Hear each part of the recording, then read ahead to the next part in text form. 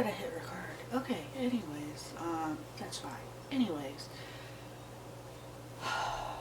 you know, this is crooked, but I don't even have the energy to fix that right now, so I'm just gonna be crooked.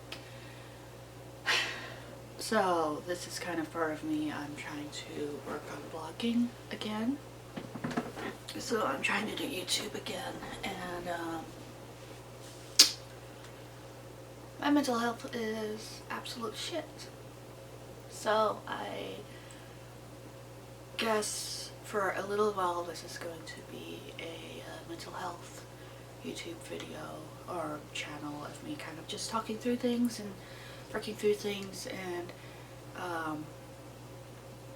this is supposed to be for me, but if this can at all help anyone else who's working through similar stuff, that would be awesome. I'm currently kind of sucky with passage of time, so it's like 2 to 3 weeks ago. I want to say more 3 weeks ago, but I'm not completely certain of that. By the way, content warning, there should already be a huge old content warning on the title of this, but yeah, content warning for suicidal ideation and, excuse me, and coming alarmingly close to suicide. It's everything that took me up to that point is going to be its whole other video. I'm just talking about that night. That this is actually causing me physical pain to talk about it. I mean, right in here is getting all tense. It's my diaphragm getting all tense, and oh my god. Yeah, I may wind up stopping this soon, but if that keeps up. But yeah. So anyway, so for the foreseeable future, while I'm talking about all of this, instead of trying to dress myself up to meet YouTube at YouTube's level, like YouTube level of, yes, I've done myself up and I look so pretty, and isn't my makeup nice, when I bother with makeup, that is. This is gonna be like, okay, sorry YouTube, that this is, actually, you know what, I'm not even sorry, but this is where I am right now. Getting dressed is just too much unless I absolutely have to. Going out, I mean, oh my god, it's so difficult to get myself to go out right now because I did choose to stay alive, but there's still so much pain that I'm having to work through. It's kind of like, so I've been told by someone who has history with this that the only thing worse than attempting suicide is surviving suicide. I cannot speak to that, but I will say it is really, really painful to be like, okay, suicidal, this is a legit way of like solving all the problems and like being, making things easier on other people, because that's one of the things. It's, people say suicide is extremely selfish, but to the person in the moment, it is kind of the least selfish thing, at least in a lot of cases. I don't know about every case, but most, if not all cases. I was literally seeing it as, this is a favor that I could do to other people and make things easier for them, and they will, they'll be upset, they'll mourn, but they'll get over it. And that was legit my thinking at the time. At this point now, I recognize the repercussions of someone killing themselves and the repercussions that it has on everyone around them, and that it's not the kind of thing that you ever really recover from, I think. You learn to deal with it, you learn to move on, but in that moment I was like, I'm doing everyone a favor, yeah, anyways, the thing that stopped me was my cat, my elderly cat, Cocopel.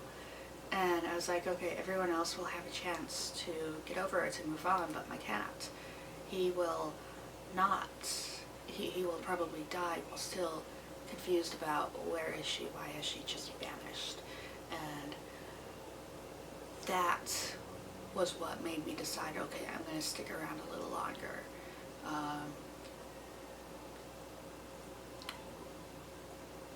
My dog is crying. Let's see. Hi, Josie. You want in? Hey, puppy.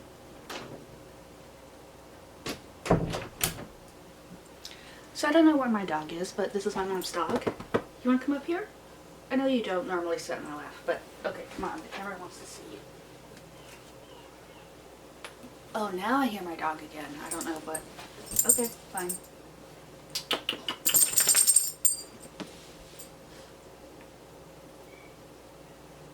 Where is my dog? He's crying. Now to see if I include the dogs or cut them out.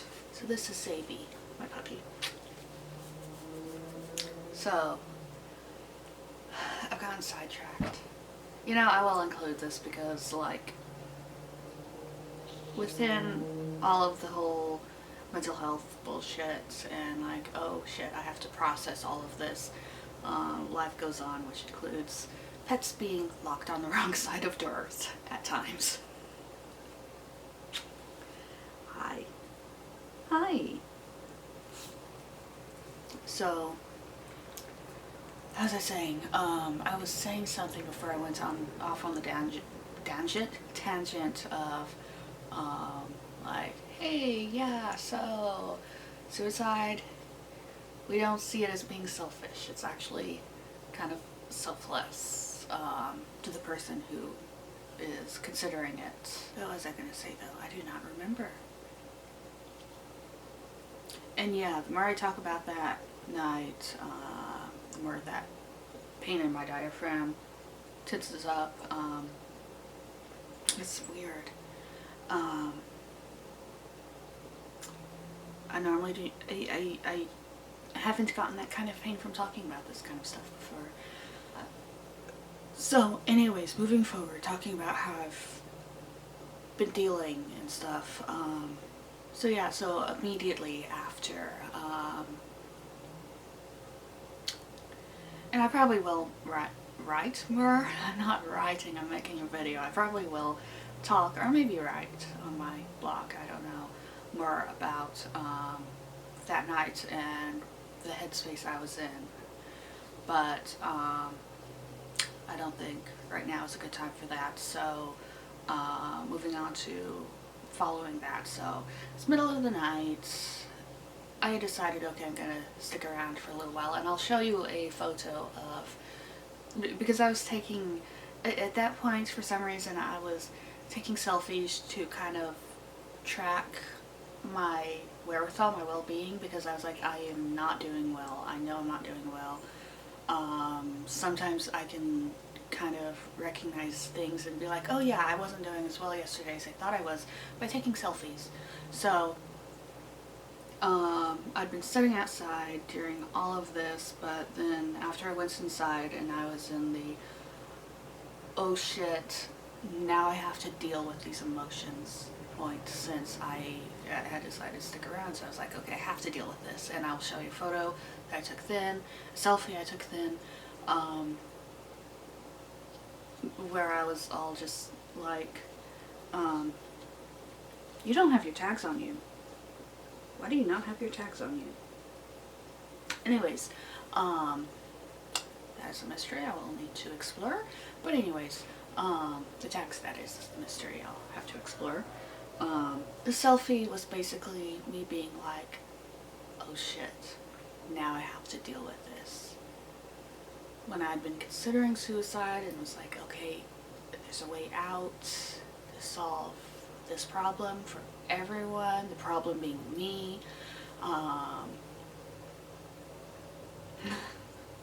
And then it was, I know I keep repeating myself, but it's really this moment of, oh yeah, that's what I was gonna say is, consider when you're suicidal and you're really thinking about it, but then you decide, okay, I'm gonna stick around for this reason. There's this reason I should stay because whatever. And then it's like, oh shit. When you had a way out, there's kind of a, or at least for me, there was a freedom, I don't know if freedom is the right word, but a sense of peace. I still had all these emotions swirling around in me. I was in so much emotional pain, I was just crying. And just was not stopping crying, was just crying and crying. But at the same time, I was like, there's a way out. And there was this incredible peace. Even in the middle of all that crying and emotional pain, there was this peace that I could grab onto. Also, another interesting thing is I trusted myself more in that moment than I ever have at any other time, which that is also an incredible feeling. And of course that's one moment where your thinking is so irrational you should not trust yourself, but at the same time I felt that trust for myself, and that was incredible. Anyway, so I've tried going here a couple times. This is just a rambly video. I have a outline of what to talk about in my head, but I've not written it down because that would be too much trouble, and this video would not get made then. So yeah, so the next morning, and of course I knew, well, I don't know how many people will share that, hey, I came this close, with others, but one thing, once I decided that, okay, yeah, I'm going to stick around a little longer, I was like, oh shit, I'm going to have to tell people. So then the next morning, it was a Friday, and my mom got up, and I don't remember how I told her, but I was basically like, hey, listen, I came the closest I've ever been to suicide last night, and I was seriously considering it, and by the way, I was seriously at peace with the idea of not being alive to see the sunrise, which actually sunrise, by the way, oh my god, there were a couple things that, like when I saw this one for the first time after I decided to stay alive, I just cried because, oh my god, here's my puppy, and I was alive to see him.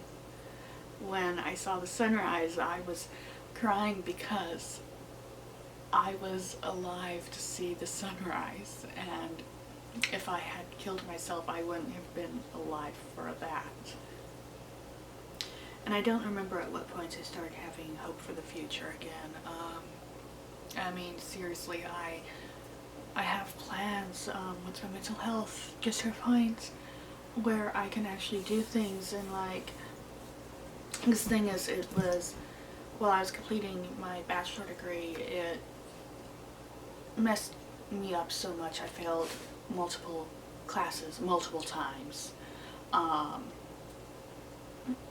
I just barely was able to graduate.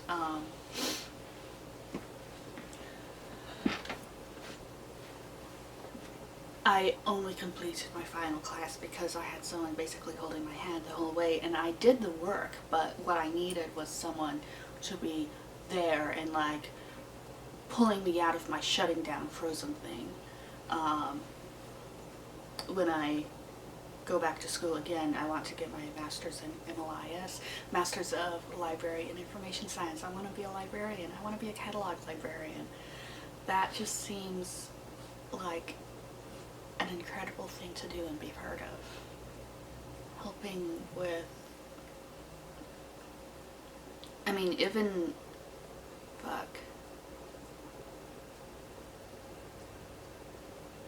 even if I'm helping with very small scale, like with a small library, to help with making this, to have a part in helping make this information, whether it's books or like novels, textbooks,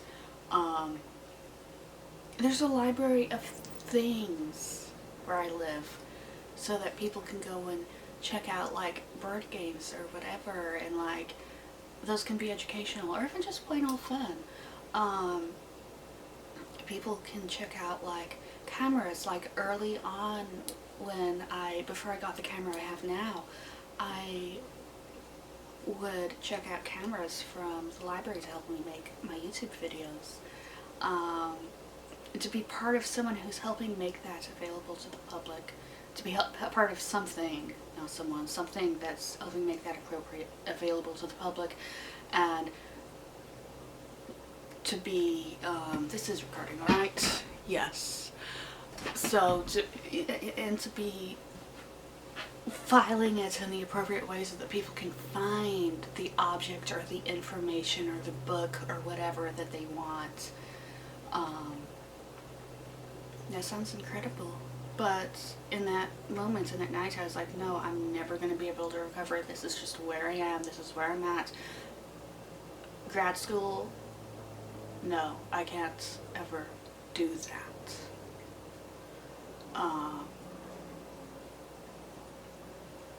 So I didn't see it as throwing away my future, just as I'm never going to have that future anyways.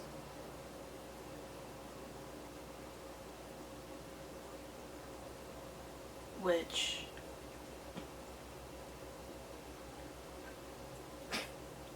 yeah,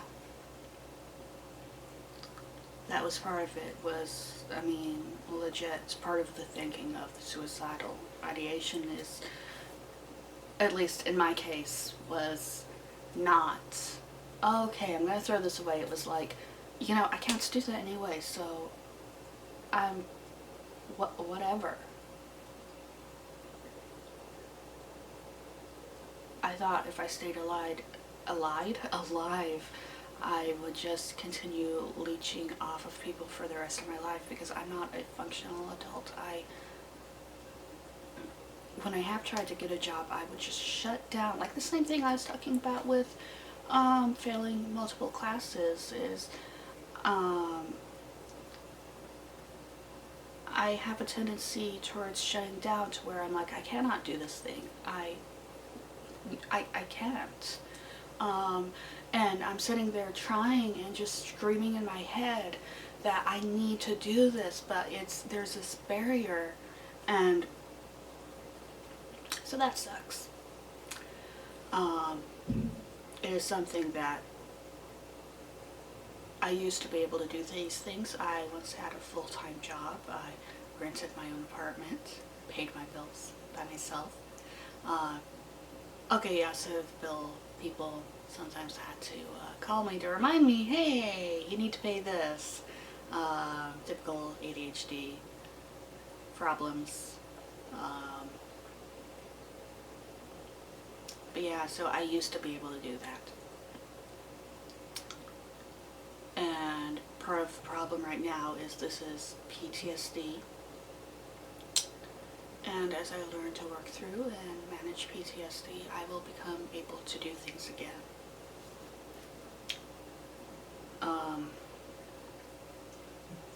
Actually, it's funny, it's generally agreed that it's basically, yes it is, or whatever. I don't know, I've had one doctor say, yes, obviously this is PTSD, and then others who seemed a little skeptical, like, I don't know if this is, but yeah, it's like PTSD. I don't know if I actually have PTSD down in my diagnosis, but I mean, really, I have flashbacks. I have so many other, like all of you go down a list of it, and yeah, a list of the symptoms that is, and it's, yes. Okay, puppy.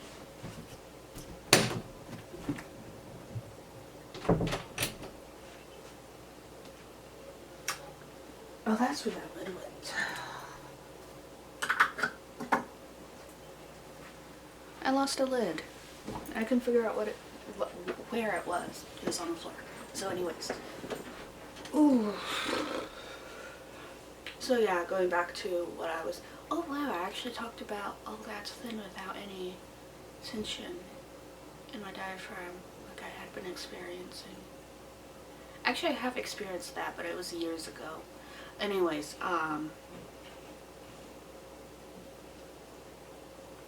so yeah, so kind of going forward in what happened after I decided to stay alive. So yeah, so this was all happening in the middle of the night, and then it was a few hours. I should have woken my mom up in the middle of the night. That is what I should have done. If you're suicidal and you get to a point where you're like, okay, yes, I will tell people, fucking wake people up. Seriously.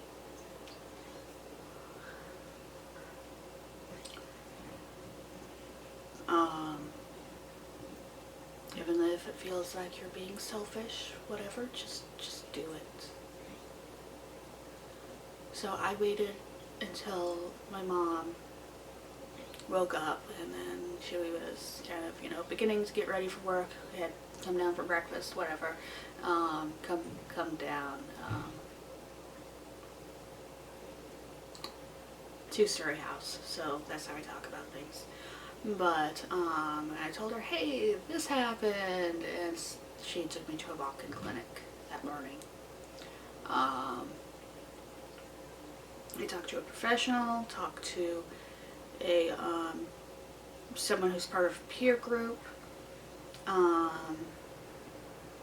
which, I mean, talking to professionals is much needed and yes, and awesome. Also, I will get to it in a minute. I really looked at with these people. They were so good. But then also talking to someone else who's like, okay, yeah, I've been through some stuff also, and I'm talking from that experience, not from a professional standpoint, is also incredibly helpful. Even though this person I was talking to had a lot of very different life experiences, so a lot of hers came from, she I don't want to say was an addict, because I know that's the kind of thing that, even if you've been sober for so long, that's the kind of thing that you still crave it. So, yeah, but she,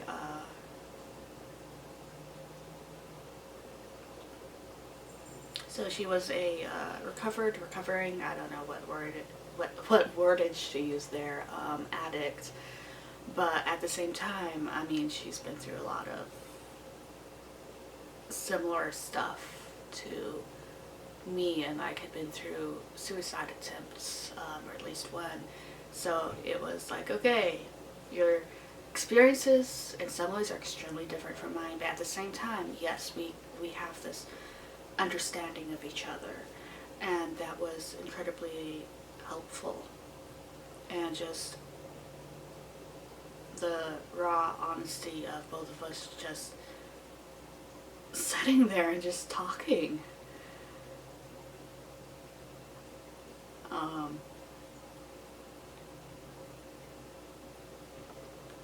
And kind of be like, oh, let me tell you how my head is fucked up. Oh, wow, yeah, that reminds me of, I have this experience that's similar. I mean, not even a competition. It was not a competition. It was just sharing. I realized I may have worded that so that it may have sounded like a competition, but it wasn't.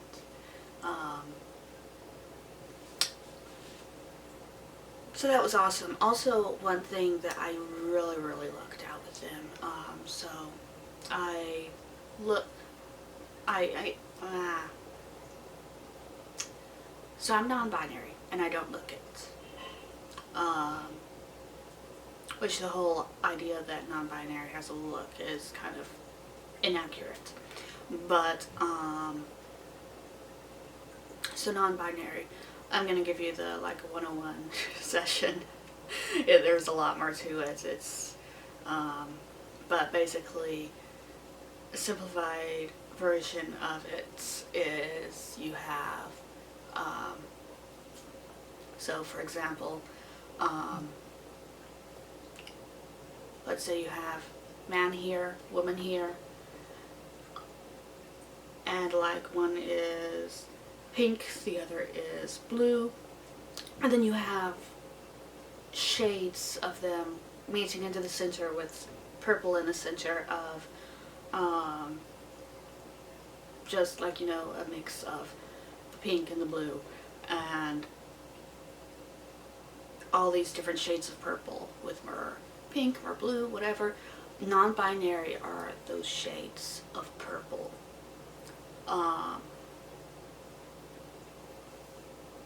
That's kind of very simplified intro to non-binary. Putting it on a spectrum of like, this is, putting it on a linear spectrum is oversimplifying it. But this isn't the video where I want to get into a whole bunch of it. I'm just giving you the basics and letting you know that there's more to it than that. So anyways, so I'm non-binary. And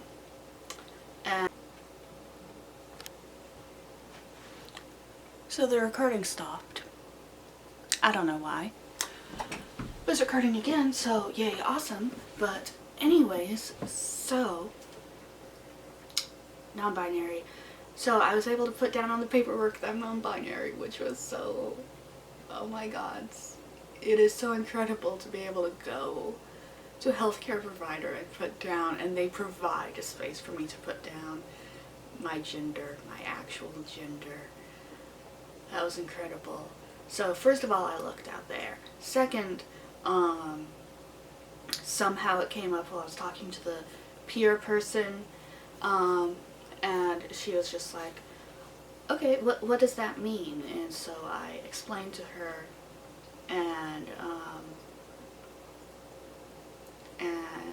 she's like, okay. And then conversation continued as normal, which I wish that experience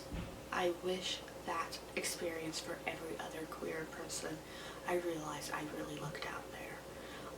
And even when I saw my regular provider, my regular doctor, a few days ago, she said, hey, I see that your gender is non-binary. Because I was also able to fill that out with my regular healthcare people. And, which I will say for anyone else who's like, okay, seriously, I need this, where is this? I'm with Virginia Garcia. So I had, so my doctor was like, hey, I see you're non-binary, what pronouns do you want me to use? Or what pronouns should I use, or whatever, that kind of question. And I said, well, I'm making do with she, her right now. And that was, she was like, okay, let me know if that changes. Which was incredible. Hey.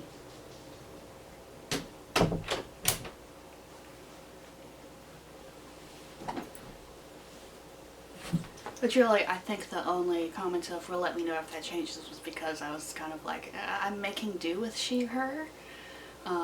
Because my feelings around gender or pronouns are kind of complicated. But that's a video for another video, a topic for another video. Oh my god, I'm so rambly right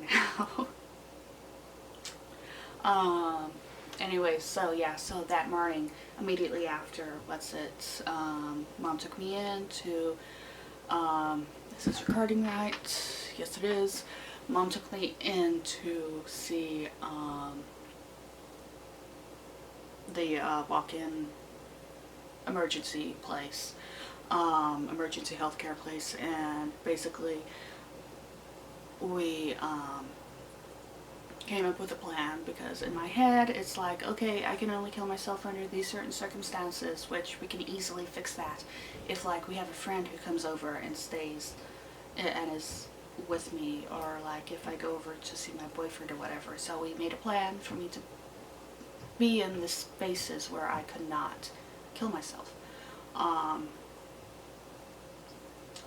or where I felt I could not kill myself. So that was good.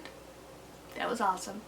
I had a plan for the following Wednesday to see my therapist. So I was like, okay, that's awesome. And they were going to send notes over to her about all that.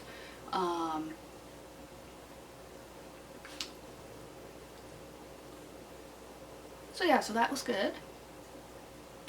The following Sunday night, I was like, Mom, I'm in too much fucking pain. I cannot wait until Wednesday to see my therapist. So,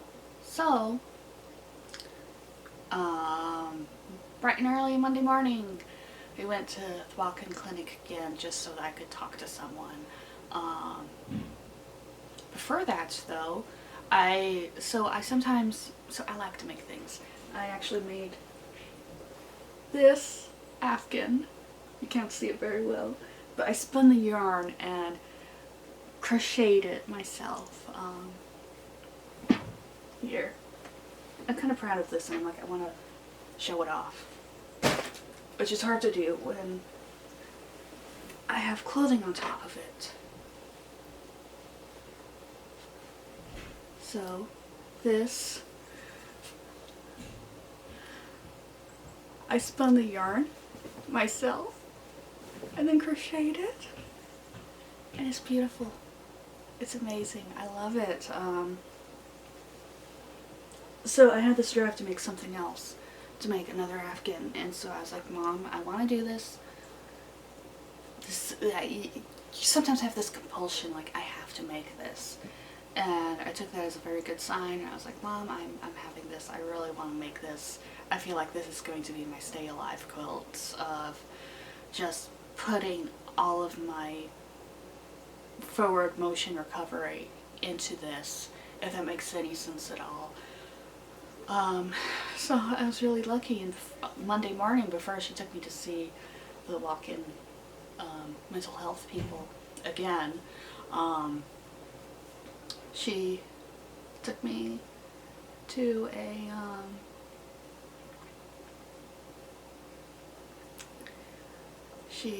craft store, and technically Dad, but they both paid for all the yarn I wanted.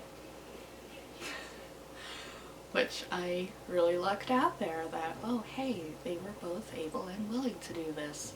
So anyway, so, yeah, so,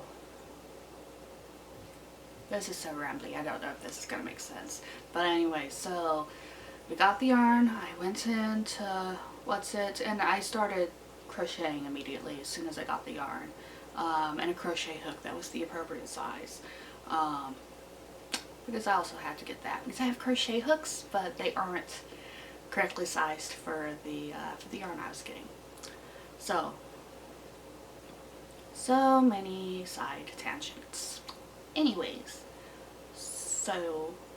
and my battery's about to die.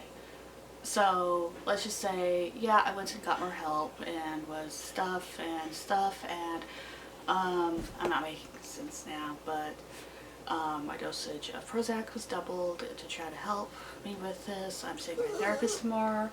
I am working on, there you go.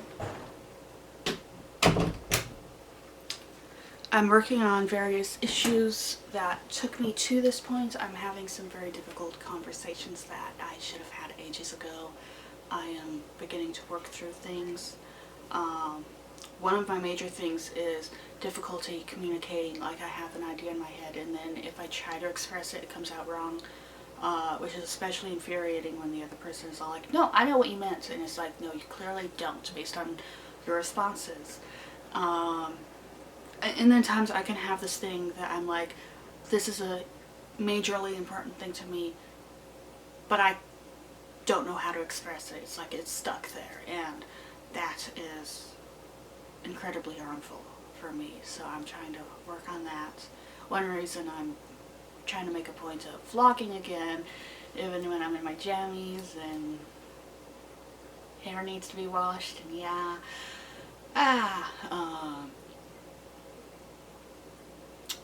Yeah. So, I will I'll talk more about other things later. This was just kind of the intro to catch you up to where I am. I'm not currently suicidal, but I'm still in a lot of emotional pain. So yeah, if you enjoyed this, thought it was helpful or whatever, hit like, awesome, subscribe. I'm kind of just going through the motions of my usual YouTube outro stuff, so that's it. And now let's try this other cool ending for for YouTube videos that I was like, oh yeah, I want to start that. Try that when I start videos again.